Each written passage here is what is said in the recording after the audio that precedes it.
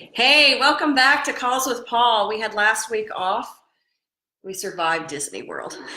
It was exhausting. I think those people that go like 5 or 6 times, are you one of those? I don't know yet. I can tell you, I think I'm a one and done. Mark that off the list. But it was great. The kids had a good time.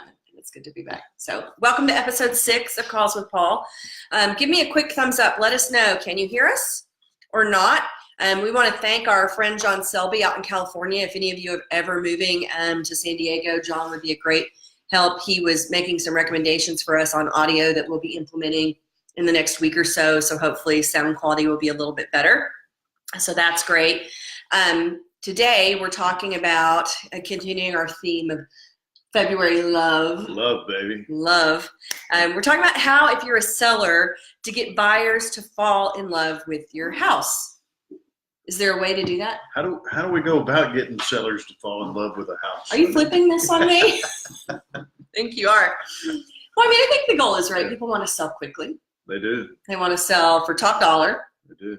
And they don't want to have too much hassle. That's right. That's exactly right. But like the way you get a buyer to fall in love with your house, really it all revolves around preparation, getting prepared, doing things up front. We spend a lot of time getting homes prepared and coaching on that and making sure we get pricing right and a full-on equation to make sure folks fall deeply in love. Well, so today we've got 10 tips. I was about to say 2, but we had 10 tips. That many hands. 2 or 10. 2 hands. 2 hands with 10 tips. So 10 tips, and we want to share with you kind of 10 things that you can do to kind of get ready to make sure that you've got yourself in the best position to attract people to your home and help them fall in love. Number one, in my opinion, since I do the marketing side and help make sure your homes look the best as they can and get as exposure to people, these are kind of really important to me. I'm going to talk all over you today. I know. I think you should. I think you should just run with this, babe. I think the number one thing is to create a wow moment. Absolutely. Right? For the very first time that someone sees your house. When they get out of the car. And online, like a lot of times people are deciding what homes they even want to go look at from their online presence. So you've got to make sure that wow factor is happening both online and in person because it's first impressions, right? And they matter. No, that's exactly right. You got to win 3 battles, online, at the curb, and then in the house. Cool. Very cool. Yeah. I haven't heard you say that one before. You haven't heard that? Mm-mm. I thought for sure I'd rolled that out for you I know. a couple hundred times by now.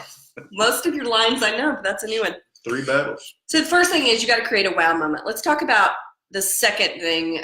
You said at the curb, and I said online. Let's start with digging into how we create curb appeal. And curb appeal is that feeling when you pull up to a house. Do you even get out of your car?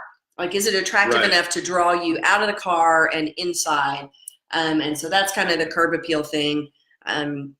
There's some simple things people can do, right, to go from blah to beautiful. Do you have any, and they don't all have to be expensive. What are some of your tips to help with curb appeal? No, I think the big number one thing doesn't cost any money at all, and it's really cleaning everything up and making sure that it's pristine, much like Disney was with just no trash and then well manicured yard. Maybe a little bit of paint on the door can really go a long way. So things like that. So you don't really have to spend a lot of money.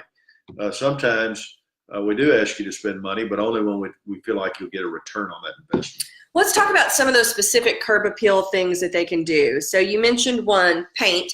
Home Again reports that the return on investment of exterior paint is 43%. Isn't that crazy? So it is. So paint, just a few touch-ups can really get you a lot of bang for your buck, which is great.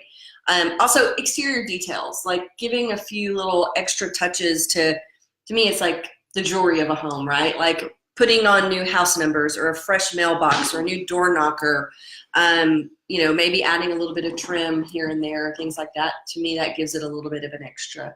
And we've got a listing that's hitting the market tomorrow that I love the exterior details of. It's cute. Yeah, what's the property?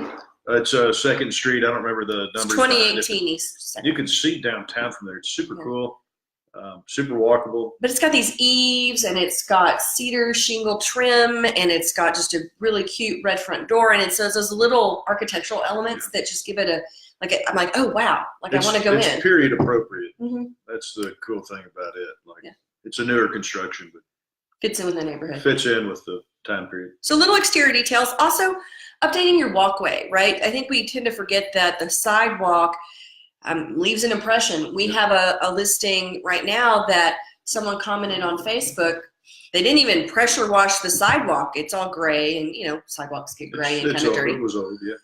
And I was like, wow. And the comment was, if they didn't pressure wash their sidewalk, then I don't have any confidence that they're taking care of the interior of the home, which really blew me away. No, that was a good learning moment. I mean, I think we take sidewalks for granted, and buyers often don't know the difference between good construction and bad, but they know the difference between clean and dirty.